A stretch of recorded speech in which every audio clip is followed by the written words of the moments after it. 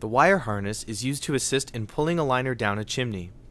This harness is preferred because it applies equal pressure when you are pulling, as opposed to a cone harness which puts pressure on the 3 screws placed in the liner.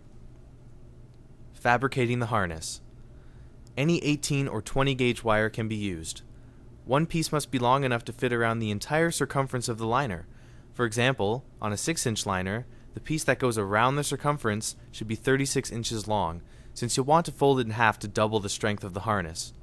The 4 lead wires should be approximately 16 inches, since you'll want to put the harness about 2 inches from the end of the liner. Assemble the wire harness as shown above. Tighten it around the liner about 2 inches from the end. Attach a rope to the end of your harness, and you are ready for installation. After installation, be sure to remove the harness, either to save it for another installation or just sever it with wire cutters. This method of liner installation can be used for round or oval chimneys.